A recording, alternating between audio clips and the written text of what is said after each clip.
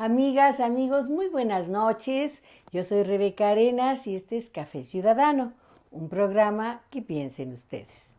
Estoy muy contenta, muy honrada con un invitado de lujo esta noche, el doctor José Luis Cuevas Galloso, que me ha hecho el honor, el favor de venir a compartir con ustedes, con todos nosotros. Gracias, José Luis, qué gusto verte, qué gusto que te hayas dado un espacio. Estimada Rebeca, sin duda el honor es mío, siempre estar con los amigos es grato y más que otra cosa en una circunstancia de esta forma de difusión de los quehaceres que generalmente tenemos, pues en este caso los jalapeños y las personas que nos dedicamos a muy diversas índoles y que le da este toque tan especial a tu programa Café Ciudadano. Me da mucho gusto estar con ustedes y por supuesto un saludo al auditorio que es muy amplio y que pues me da realmente un placer poder compartir con ustedes. Buenas noches. Bueno, pues aparte de el desempeño tan serio, tan sólido, tan reconocido en el ámbito académico de los juristas, sobre todo, José Luis fue director hace bien poco. Un año. Un año terminó su gestión como director de la Facultad de Derecho de la Universidad Veracruzana, que no es cualquier cosa, es una cosa seria porque pues es un mundo de gente muy capaz, de gente muy preparada, de gente muy sólida, y tener respeto entre pares, pues tiene lo suyo. Y en una reflexión de amigos así sabrosa, de tomar café, te invito a tomar café. Muchas gracias, Rebeca. Este se llama Café Ciudadano Café porque Ciudadano. tomamos café y porque privilegiamos la visión ciudadana. Yo le preguntaba aquí al doctor Cuevas Galloso, A José Luis. a José Luis, ¿qué podemos hacer para familiarizar a la audiencia, a nuestros seguidores y amigos, para hacer un efecto multiplicador con los muchos avances que se están produciendo en el ámbito jurídico? Concretamente voy a referirme al Código Civil Federal. Muchos del auditorio dirán, uy, ¿esto con qué se come? Pues son los grandes concentrados de leyes, cuerpos de leyes que definen nuestra vida, la determinan en el sentido de permitir que haya armonía y legalidad en la vida comunitaria, porque cada quien tiene derechos y obligaciones derechos que defender y que hacer valer, y obligaciones que atender.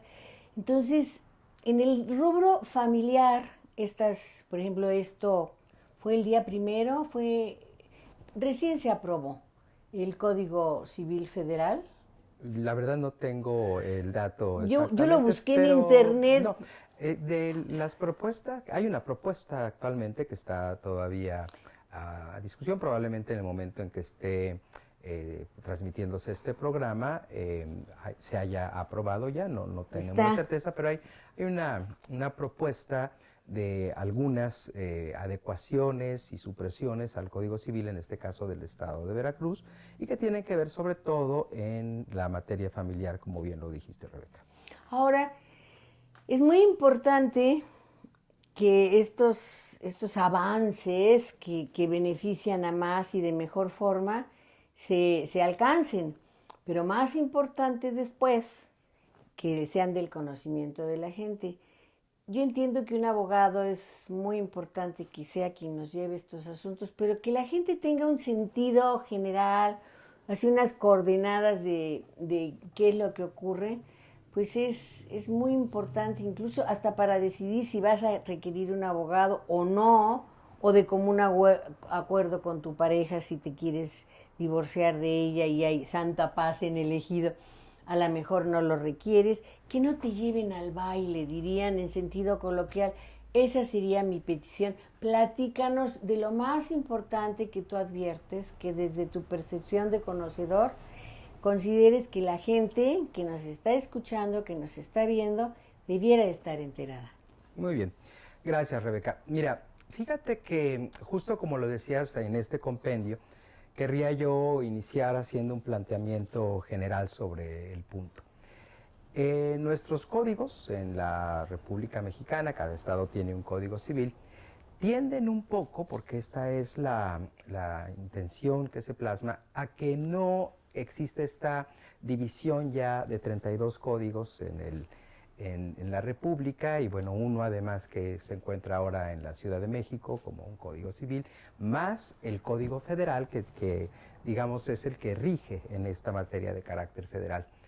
Porque si bien es cierto que hay algunas pequeñas diferencias en cada una de las codificaciones, probablemente podamos caminar hacia la creación de un código civil general para la República, y además también se está planteando, en algunos investigadores lo han expuesto, crear un código específico sobre materia familiar. Es decir, el Código Civil tiene una división en 4 grandes libros.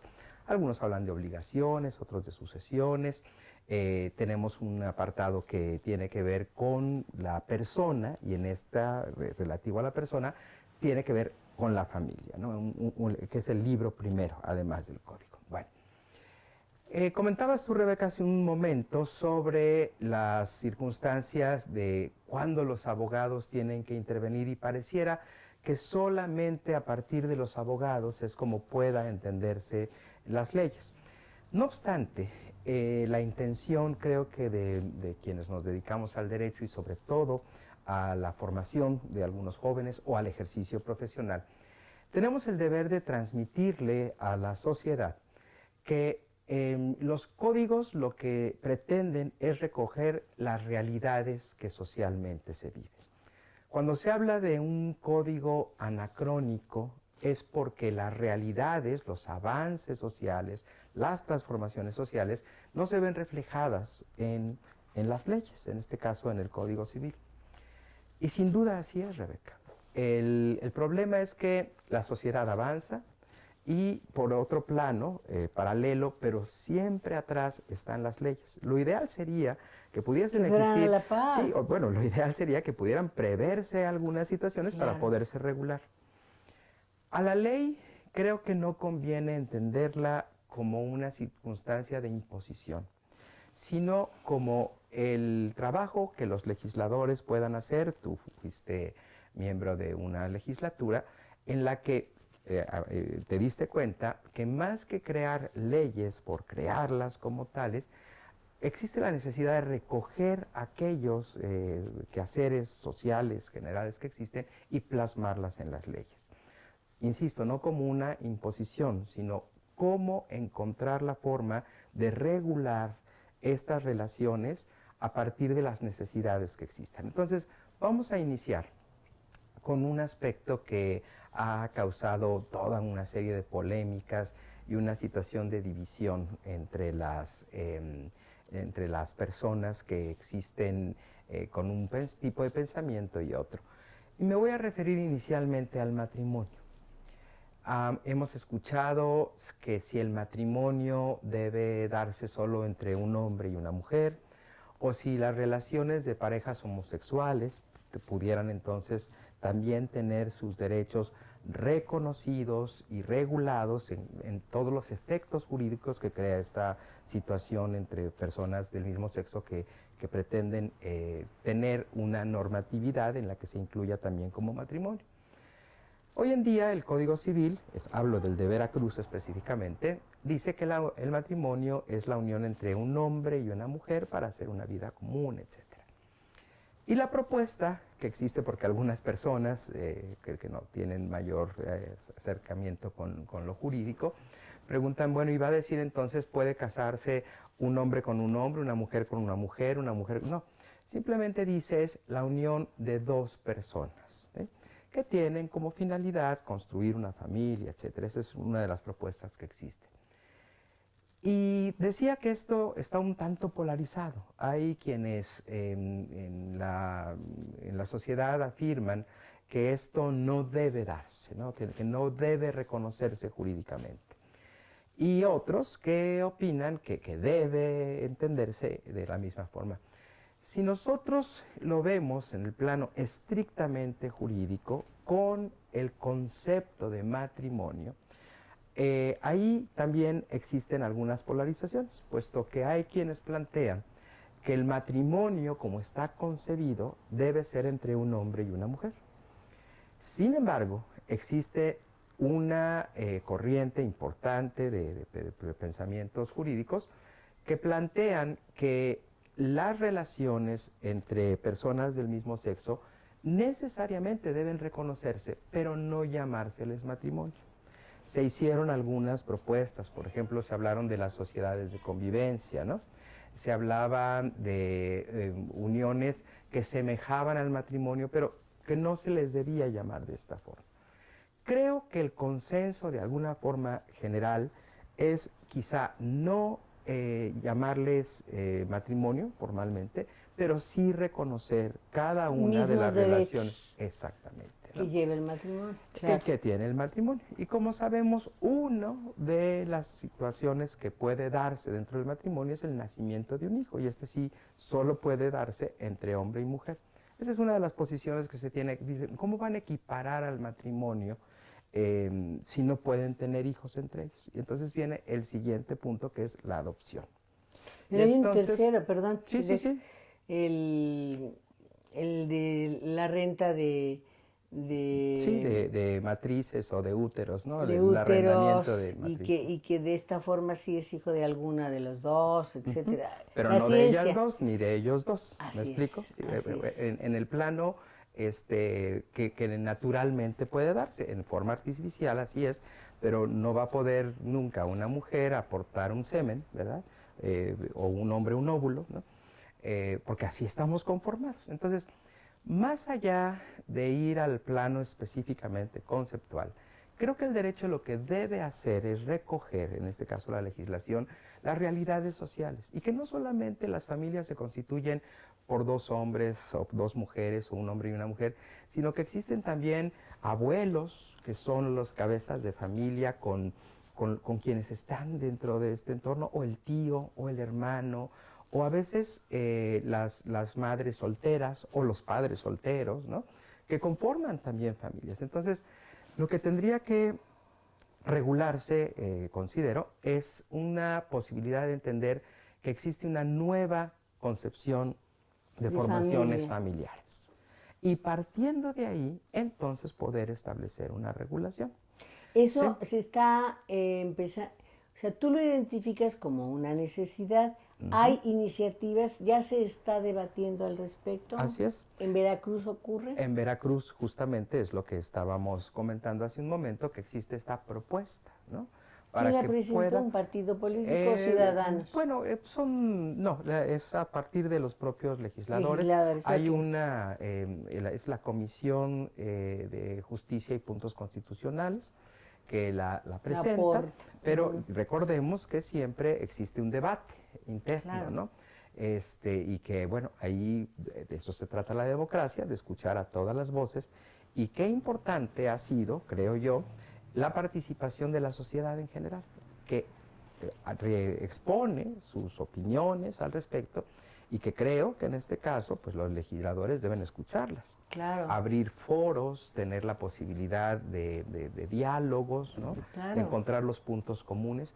Y creo que no existe ninguna posición que diga que las relaciones del tipo que sean deben estar fuera del marco legal. Y fuera del marco legal no significa ceñirlos a lo que los legisladores de manera personal crean, sino de las necesidades que existan. De ¿no? la sociedad, Exactamente. Claro. Entonces, hoy se habla un poco de lo que es el Parlamento abierto. Entonces, ¿qué es el Parlamento abierto? La posibilidad de recoger todas estas opiniones para entonces insertarlas, incluirlas dentro de la legislación, ¿no? Es como un termómetro, claro, del grado de avance o de simplemente de la circunstancia en que se encuentra la sociedad. Así es, Rebeca. Recordemos que ellos, los legisladores, son representantes de la sociedad. Y entonces, ¿cuál debe ser la posición que se plantea ante la sociedad? Pues la que se recoja justamente de sí, exactamente. Creo que hacia allá iría este punto. Se decía, a ver, ¿cómo se les ocurre que pueda haber una adopción de una pareja de dos mujeres o de dos hombres de un niño o de una niña? Y entonces, bueno, surge otro debate interesante en esto, que creo que también debe ser retomado por los legisladores, y que algo que generalmente se les escapa como un punto importante en estas reflexiones es que hoy en día, y creo que nunca, la homosexualidad o la preferencia sexual de una persona ha sido un requisito para adoptar o no a un menor. Y tampoco podemos pensar que por el hecho de que un menor sea adoptado por una pareja heterosexual va a garantizar el óptimo desarrollo, ¿no? Parejas, de hecho, homosexuales, tienen dentro de sus senos a hijos que de hecho se van desarrollando sí. o no, O no. son heterosexuales o no. Entonces, esto no va a determinar finalmente el óptimo desarrollo que pueda tener un menor, ¿no? Hubo una intervención de algún legislador que me pareció muy interesante a nivel federal, en el que ponía la concepción completamente distinta respecto de la adopción de los hijos, porque decía es que no debe ser la determinación que tengan los posibles padres, sino atendiendo a un principio que es fundamental y que se llama el interés superior del menor. Esto lo hemos escuchado en muchas ocasiones, ¿no? Claro. Entonces, la adopción debe ser para poderle dar a este hijo el entorno más de mayor posibilidad de un desarrollo integral.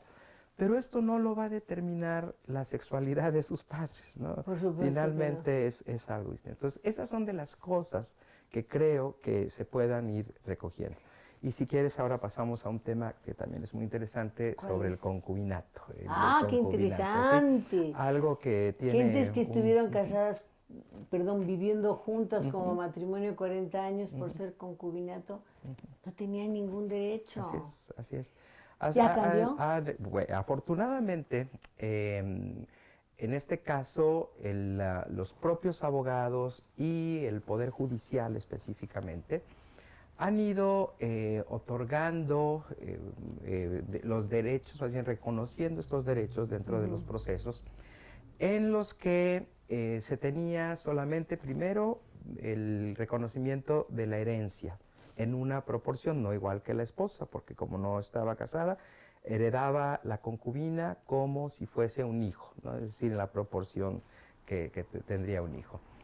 Los derechos alimentarios poco a poco se fueron obteniendo, los derechos de salud también se fueron obteniendo, pero la propuesta que existe en este decreto, lo que se presentó para poderse incluir dentro del código, es que haya una equiparación entre el matrimonio y el concubinato, ¿no? Que tengan los mismos derechos, derechos. Vamos a pensar, la viuda que la concubina. Sí, y que puedan tener también los mismos derechos de carácter alimentario o de aquello que en conjunto han conformado como su patrimonio, para que una vez que se diera una separación, tanto la esposa como la concubina, aquí el avance es para los dos, para las dos puedan tener, o los varones, porque recordemos esta circunstancia que también es una novedad ya reconocida, que es la igualdad entre hombre y mujer,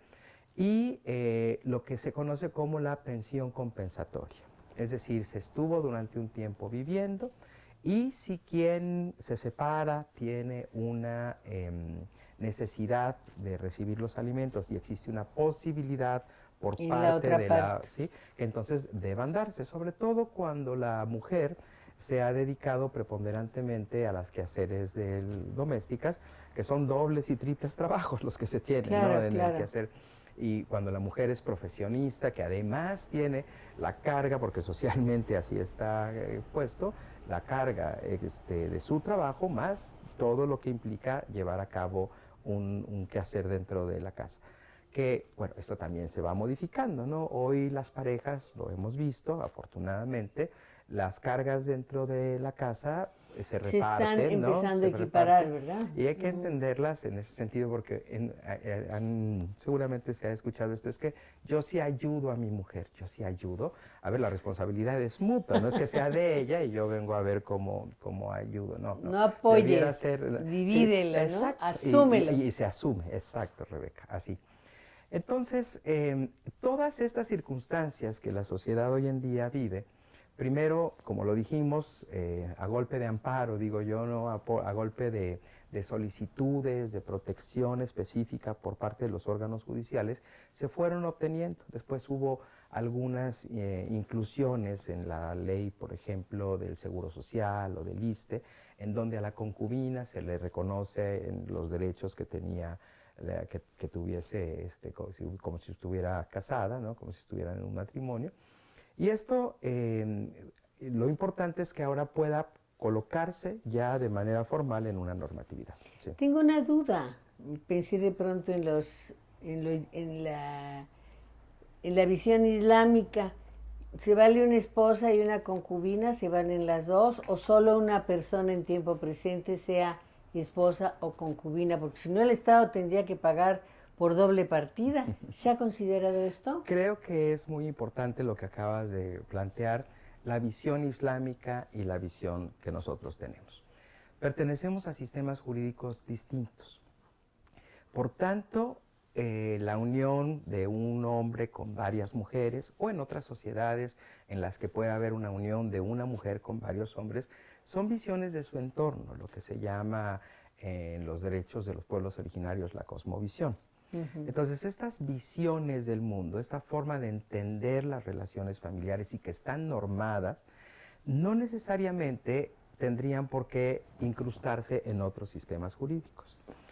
Cuando hablamos de conformaciones familiares y que en el caso concreto la unión entre personas del mismo sexo es algo en lo que vivimos y en lo que cada vez más afortunadamente se tiene una mayor protección, creo que la poligamia todavía no es algo que tengamos como una cuestión establecida. A ver, que existen personas que tienen a una esposa y mantienen relaciones ya sea sexuales o que tienen una familia, ¿no? O Y una viven en segunda dos, familia, ¿sí? que se llama, ¿no? Exacto.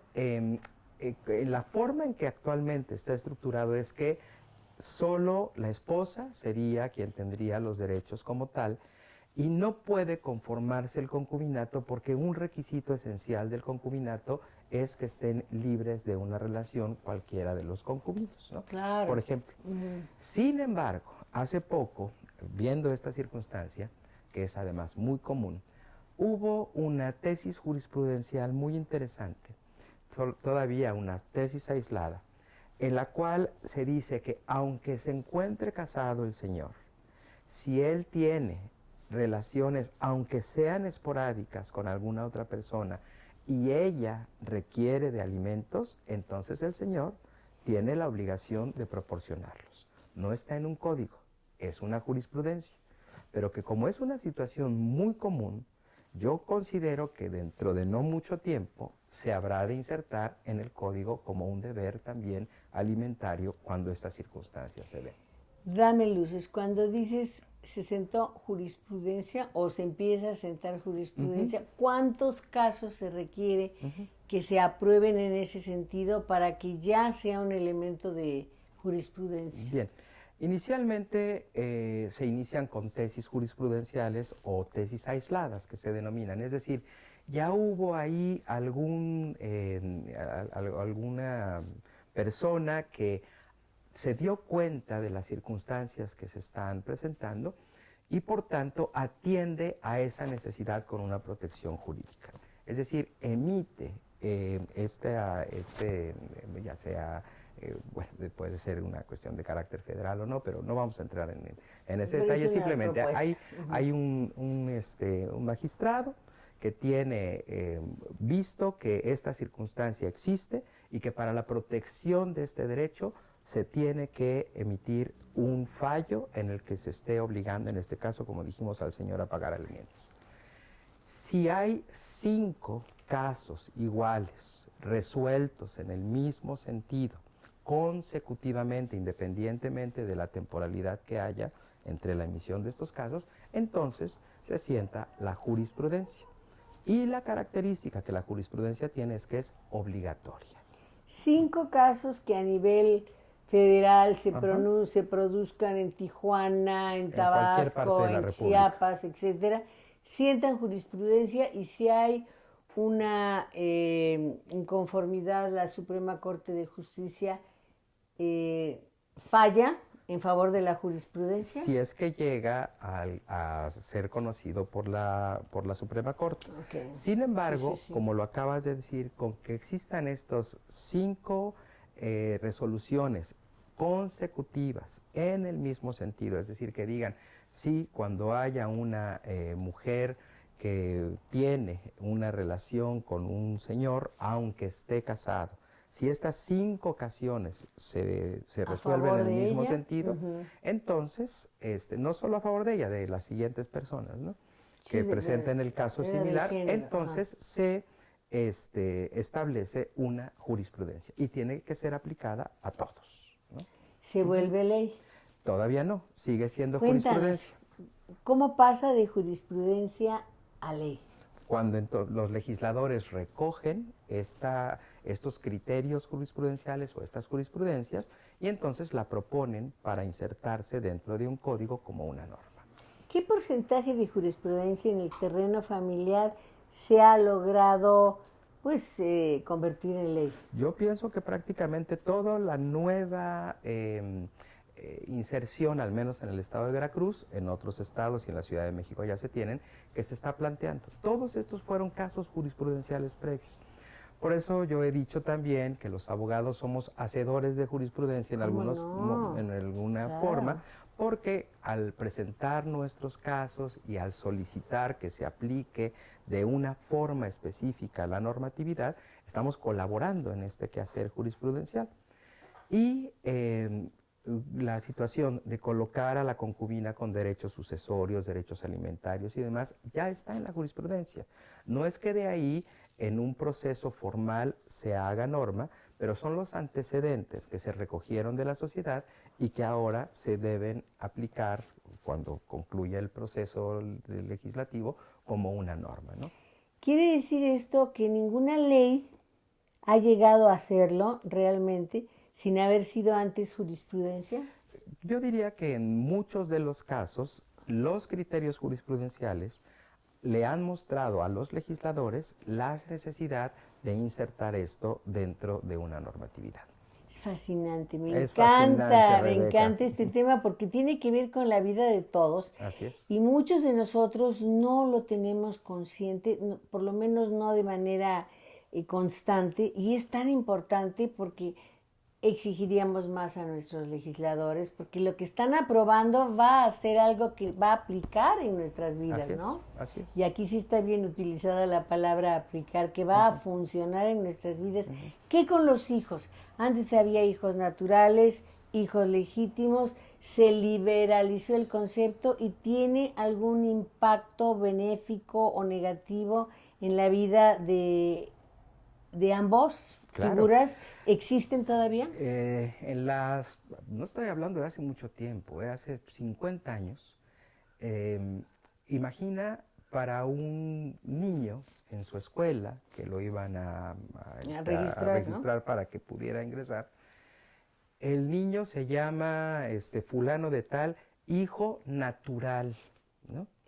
O el otro, hijo legítimo. Pues, ¿cómo que natural y legítimo? Los dos son hijos. Era una nota de infamia. Y antes de esto, era peor aún. Hijo adulterino de fulano, ¿así ¿no? decía antes? Hijo incestuoso. O sea, no, impresionante, ¿no? Pero qué horror. Sí, marcabas al infante, ¿no? Para siempre, ¿no? Y esta situación del incesto no necesariamente era entre hermanos, porque recordemos que estaba prohibido el matrimonio entre primos hermanos, por ejemplo. Pero si el hijo nacía de estos primos hermanos, entonces se consideraba como incestuoso, ¿no? Sí, no, Hijo bueno, incestuoso. ¿te imaginas que en tu acta de nacimiento Y un que andes llevando documento por de todos lados. identidad y la llevas por la vida, ¿no? Y con esa nota, ¿no? Antes en las actas de nacimiento se colocaban toda una serie de datos de los padres que si tenían la profesión o si no la tenían, etcétera. Y Es se ha ido correcto. reduciendo esto para no estigmatizar a los hijos, ¿no?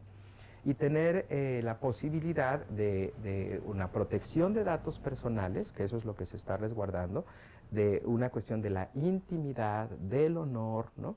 De la posibilidad de que se transite como un ser humano sin que necesariamente tenga todos estos adjetivos colocados. Y otro de los avances muy importantes que a partir de la jurisprudencia se han ido dando y que hoy vienen hacia la normatividad, lo tenemos a nivel constitucional incluso, son los derechos de no solo los hijos, sino de las diferentes, digamos, personas que están agrupadas en círculos, ¿no? Las personas de la tercera edad, las mujeres, los adolescentes, los niños, las personas con Discapacitados, discapacidad. vulnerables. Es que Sí, cada vez pero cambia el porque nombre y ya me sí, da pena sí, utilizarlo. estamos ahorita con discapacitados. Ok. Lo que sucede es que el hacer una homogeneización de la sociedad es una forma de crear problemas a quienes necesitan una protección especial, De ¿no? excluir, De excluir, por supuesto, porque ¿no? yo lo veía en una ocasión, un quehacer que en una ciudad debe realizarse son las banquetas, ¿no?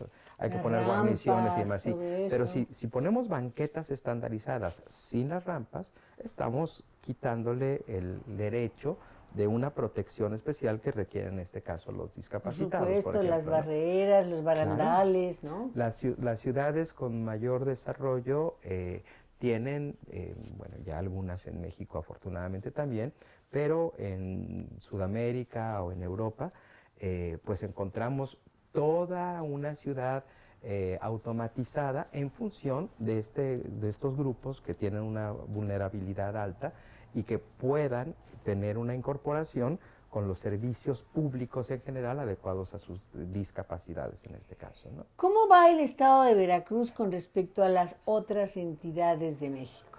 Pues estamos atrasados, sí, sobre Dame todo en la el... mala Sí, nota. sí, pero creo que podemos ponernos más o ¿Qué menos a tan nivel. atrasados, Pues José tan Luis? atrasados como que los códigos civiles de varios estados, en la Ciudad de México por supuesto y varios otros, tienen ya reguladas estas cosas que materia familiar que hoy apenas estamos en el proceso de discusión, ¿Qué ¿no? estamos hablando Entonces, de pues por lo menos una década, ¿no? Una década. una década de Sí, atraso? sí, ¿Cuál es el estado sin que lo estigmaticemos? sí, Simplemente son hechos, no sí. se trata... Yo quiero a todos los estados de nuestro país, Ujú. pero de veras de corazón, somos mexicanos. ¿Cuáles son los más atrasados en este tema? Pues yo conozco básicamente a Veracruz, no querría dar una opinión desinformada, conozco los que sí tienen avance y particularmente, digamos, quien ha sido punta de lanza en esto ha sido la Ciudad de México. Ah, claro. Sí, ¿Y quiénes son los otros? recordemos, pues mira, Nuevo León, por no ejemplo. querría, ellos sí lo tienen resuelto, pero no querría, insisto, dar una opinión desinformada. El referente generalmente es La Ciudad la de Ciudad de México. México. Ujú. Fíjate, se habla de este tono de los péndulos, Ujú. porque pues es que somos un país muy peculiar. Por un lado somos muy religiosos, por otro lado tenemos ciertos prejuicios con respecto a, a vida, a muerte, a familia. Además, ¿qué somos en realidad? Somos conservadores, dependiendo de la región del país, somos más de avanzada. Yo tenía la impresión de que Veracruz era un estado que había logrado ser, pues, liberal, respetando la religión y las creencias de cada quien. Eso es un derecho y es algo que se respeta, pero no tenerlo como una piedra del Sí. pípila encima de tus criterios. Creo que ¿Qué sí, pasó? tradicionalmente éramos catalogados como un Estado liberal, sin duda. se decía que cuestiones como el adulterio, que era una causal de divorcio, en Veracruz, en el aspecto penal, no era un delito, era un deleite, ¿no? Se decía eso, ¿no? Por esa parte Sí, de la sí, sí, liberalidad. sí, sí. Bueno, pero te voy a mostrar un ejemplo que se me viene a la mente respecto del adulterio mismo, en donde el hombre o la mujer que hubiesen tenido un adulterio estando casado y que esto hubiese sido comprobado formalmente, aun cuando se divorciara, ya fuese el hombre o la mujer, tenía un impedimento para poder contraer matrimonio con aquella persona con la que había mantenido un adulterio. No, no Y es eso, posible. bueno, no es que no sea posible, está en el No Código puedo está en el creerlo. Código No. Civil, o sea, es un impedimento todavía O sea, para... este es el causal del divorcio. sí, Ya me divorcié, y ya no me puedo casar pero con no me él, puedo casar ¿no? con el Porque causal fue del divorcio. exactamente, O sea, así es. algún castigo debo de tener, Es como ¿no? un castigo, ¿no? Te va a ir mal, ¿no? Sí, y vaya, imagínate, ¿no? Entonces ahora ¿Eso está vigente? está vigente. No, no lo puedo creer. Evidentemente Nadie lo en la respeta. reforma, bueno, si Sí, se opone como impedimento, pues no se puede no casar. puede. No, Así no, no, no, qué es, así es. sorpresa. Sí.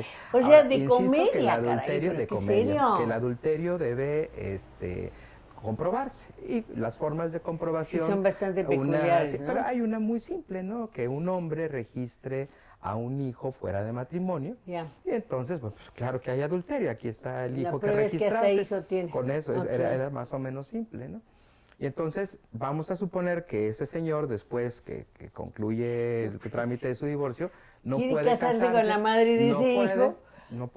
actualmente no puede, así está en el código, a menos que cuando este programa se transmita ya se Haya haya, pasado algo fast track. Pero ni no siquiera. fast track, que ya se haya aprobado la ley. Bueno, pero esta es una de las Esto cuestiones que se está viene en quitando. el código. Está en el código, artículo 100 algo del código. Pero a ver, esto que está en debate y que se No es tendrá. 150, sí.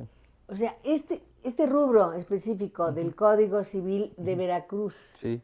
que con el impedimento para casarse del cónyuge que tú quieres o Sí. de la persona que tú quieres, con el causal de ese divorcio, está vigente. No es Así es, tema de Rebeca. discusión, no se está debatiendo, porque no, casi que podría firmar sin saberlo que no ha sido en realidad impedimento, porque a lo mejor nadie del pasado ha estado Hay que interesado ejercerlo. Yo creo que en sí se ha hecho suspenderlo, valer, ¿no? ¿eh? Yo creo que sí se ha hecho valer. No me Sí. digas. No es que sea lo más común. Y ¿Cómo también es artículo 92, fracción quinta, ¿no? Ahí lo pueden encontrar. 92, fracción quinta. Para que lo tengamos en cuenta. Es que Sí, esto es nos anacrónico, dibuja, ¿no? nos dibuja el sentir y la cultura veracruzana que tanto estamos ostentando por un sentido y en otro estamos viendo que no es tal. Así ¿Qué es. más puedes contar de Bien. esta parte? Creo que es importante que podamos tener en cuanto al concubinato, que los avances que se han logrado, que creo que son importantes, también se prevea algo. A ver, el concubinato va a generar derechos y deberes, sí. No obstante, a diferencia del matrimonio, la conclusión del concubinato es la cosa más simple del mundo. ¿Qué se requiere para que el concubinato concluya? La separación del hogar que se tiene común.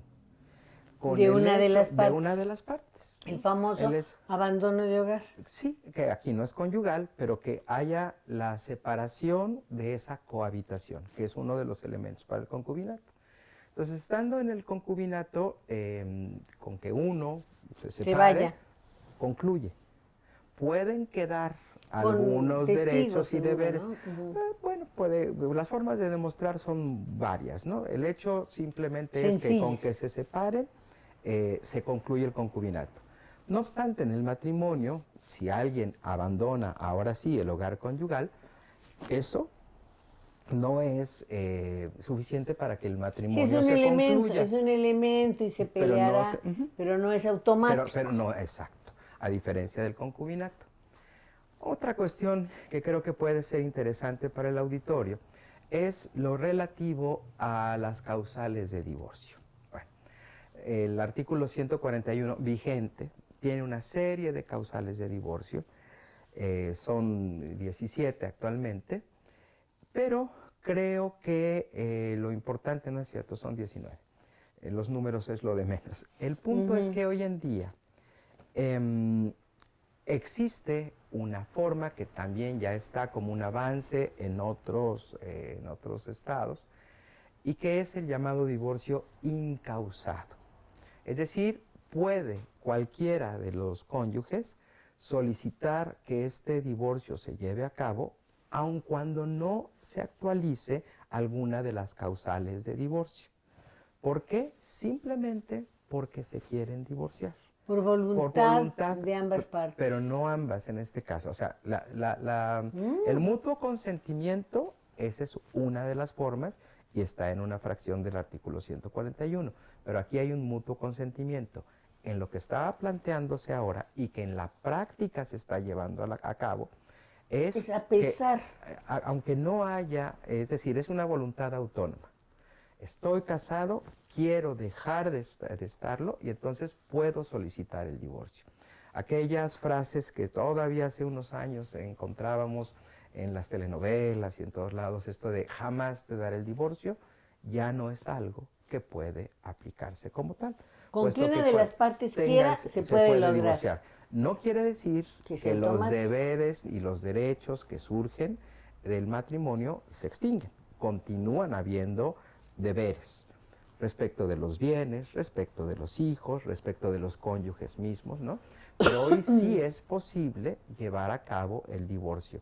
Es un proceso legal, no es nada más que haga una carta y la presento a mi cónyuge, sino que lleva este proceso, pero es otra de las innovaciones que se está incluyendo y que es el famoso divorcio incausado, sin una causa. A mí, por un sentido elemental, sentido común, me parece muy correcto porque nacemos libres y no puedes someterte a un esquema en el cual ya no eres parte ni voluntario ni ¿Y qué sentido tiene mantener un divorcio a fuerza, Rebeca? Tremendo. Terrible. Se crean incluso mayores problemas al interior de una familia cuando se está sin querer estar, ¿no? El matrimonio forzado, ¿no? Forzado, por supuesto. El otro extremo totalmente. Y esto se vive en la Ciudad de México. Yo vi que mucha gente lo festinó, no sé qué tanto después. El matrimonio fast track. O sea, dos gentes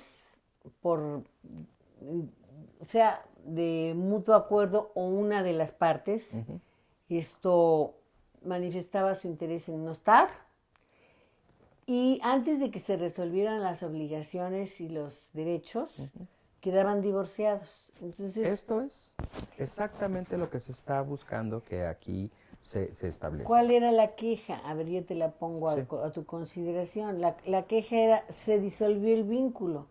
Y probablemente ese era el interés de uno de los cónyuges. Ya, estoy libre para volverme a casar, para volverme a vivir en concubinato, lo que quieras. Pero al no quedar resueltos los problemas o los aspectos de las responsabilidades y de los derechos, que esto significaría una negligencia o una ausencia o una evasión de una de las partes, haciendo más complejo el proceso de divorcio o de separación. Esto es correcto, porque incluso hasta gente que se confrontaba en el clima del enojo, de la molestia, de la hostilidad, decidían divorciarse y al mes, 2 meses, quedaban de una semana para otra, ¿no? Divorciados. Entonces, bajado el clima de la animadversión, pues había muchos sentimientos encontrados. O sea, lo que aquí hay que plantear es que el estar vinculado a partir de un matrimonio genera derechos y deberes.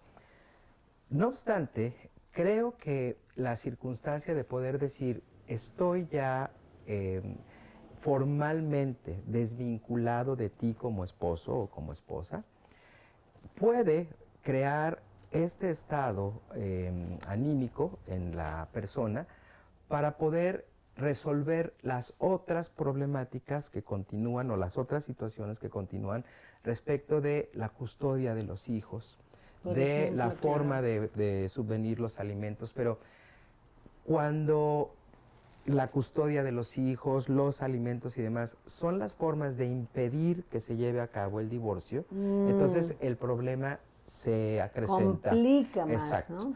No obstante, como ahora se plantea, los juicios pueden iniciar haciendo la solicitud del divorcio y que los otros aspectos de las custodias, de los hijos, de los alimentos, de las divisiones de los bienes, se vean digamos, en un continuo Ya dentro del mucho más proceso, objetiva, pero más ya, frío. digamos, exacto. Y sin la problemática de, esa es una de las perspectivas, y en la vida práctica así lo he visto, y esto, digamos, que libera un tanto. A ver, ya no estamos casados, sí, pero continúan las obligaciones. Claro, continúan y vamos a ver cómo las podemos resolver.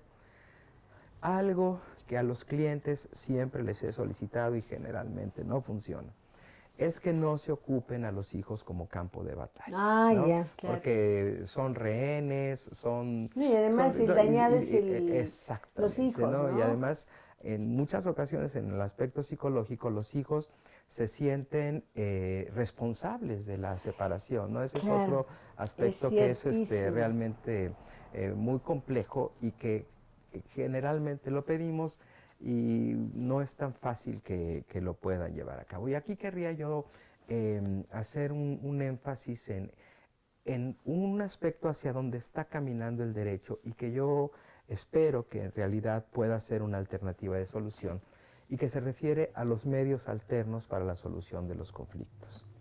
Si nosotros todo lo litigamos en un juzgado con pruebas y demás, el juez lo que va a hacer al momento de resolver es ver un expediente frío con los documentos que están dentro de ellos y tendrá que resolver.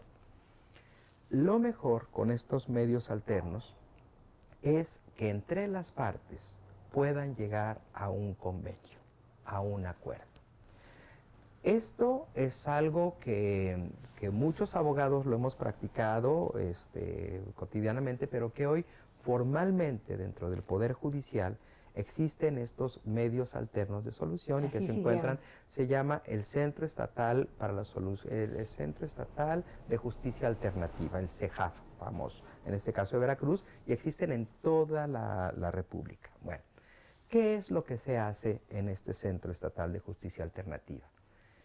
Citan a las partes, expone cada uno de estas partes sus problemáticas y cuáles son los intereses que tiene para resolver el problema, qué pretende aportar, y el mediador en este caso, el que va a realizar la propuesta, no la propuesta, va a mediarlos, va a decirles cuáles son los derechos y deberes que se tienen para que se establezca un convenio. La figura del mediador es nueva. Relativamente nueva, sí. Hoy en día se han estado realizando varios cursos para formar a estos mediadores. Muy Sí, importante. muy interesante, Rebeca. Puede haber incluso mediadores privados y hay mediadores privados, quiero decir, que trabajan en sus despachos y que realizan estos trámites de mediación, o desde el aspecto de carácter judicial, y que lo más importante, el convenio que firmen las partes tiene categoría de una sentencia, de cosa juzgada. Entonces, sobre todo en materia familiar, la mediación no, puede darse en cualquier materia, pero en materia familiar, yo lo he vivido, no existe una sentencia de un juez que vaya realmente a satisfacer los intereses, sobre todo de los menores y de las partes en el proceso. El juez puede decir que lo vea los martes y los jueves y cada 15 días los fines de semana. ¿Qué sabemos cuándo está trabajando las partes, si los martes y los jueves los tiene libres o no en este momento, o si después encuentra otro trabajo y ya no va a poder, ¿no? Sin embargo, entre las partes pueden exponer las A la características y medida. construir, claro. Pues sí, es Entonces, una separación y un acuerdo a la medida. así es. Yo Este te- es un gran avance del derecho. ¿Cuándo Sí. empezó? Bueno, en Jalapa, no en Jalapa, en Veracruz tiene aproximadamente 10 años que existe, no mucha gente lo sabe. Y Ya lo además, sabemos sí, ya lo ustedes y sabemos. nosotros. Y además es gratuito. No Eso me es lo más digas, qué importante, ¿sí? maravilla. Como es la Claro justicia general. que necesitas tener la orientación de un abogado de buena fe, Sí. que si no te va a cobrar, entonces probablemente sea de muy buena Bueno, a fe. ver, A la ver, gratuidad es el servicio que ofrece, en este caso, el centro de mediación. ¿Por qué los bien. abogados no quieren entrarle a la cuestión de la mediación? Justamente por eso, porque dice, ¿cómo le voy a cobrar si va a parecer que no hice nada? Bueno, y la verdad es que la orientación que Es se dé puede tener muchísimo. un cobro, ¿no? No lo que implicaría todo un proceso, pero sí una orientación, plantear un convenio. En ocasiones yo he llegado con Llevarte. convenios Ujú. al Centro Estatal de Mediación para que lo revisen, pero es un convenio ya entre las partes, nos ahorramos todo el proceso de carácter legal y Maravilloso. se realiza así. Entonces en 15 días queda resuelto el problema. Pero de Sí, todo lo que estamos sí. hablando, lo que me parece de un nivel práctico, pero verdaderamente avance, Ujú, es esto. claro. Las partes poniéndose de acuerdo, haciéndose un divorcio o Por una ejemplo, sentencia de sí, divorcio, el equivalente sí. a sentencia, Y que lo construyen juntos, y Rebeca. que lo construyen Así es. juntos, Sí, y no es me llevó al baile, y no es me claro. vieron la cara, Sí. y no es el abogado pagó más, Y lo más importante, no es los forzoso, hijos. ¿eh? Tiene que ser, sí, claro, los hijos, pero no, la mediación tiene que ser algo consensuado, Que ¿no? los dos estén de Pero acuerdo. además, en las capacitaciones que tienen los mediadores, van conduciendo muy bien a las partes para que puedan llegar. Pues ¿En tienen que cuántas ser. ocasiones dentro de la mediación viene a decirle el señor a la señora o viceversa todo aquello que trae dentro? Y a veces lo que se busca, Rebeca, y tú lo has visto en las relaciones de las personas, lo que buscan es escuchar un perdón. Perdóname de esta parte. O sea, Cierto. tiene esa parte que es muy importante, que en un juicio vamos a ver cómo van los catorrazos nada más, ¿no? Y Sí, en la mediación esta parte del perdón es muy termina importante. saliendo. Sí, y además a veces es una catarsis. Oye, yo tengo que decirte que de ti me lastimaba esto, más esto, y por eso solicito que se realicen estas adecuaciones para el convenio que vamos a formar. Yo espero que en la bueno, próxima, veremos cuando reestructura del plan de estudios de la Facultad de Derecho, se incluya esta experiencia educativa o materia, como se le llamaba antes. Es fundamental, ¿eh? Pero me Es parece hasta fundamental. conmovedor, caramba, porque Así es. tiene la parte humana Ujú, esto verdaderamente acendrada, sí, no es de ladito, así es a es. fondo. Ujú.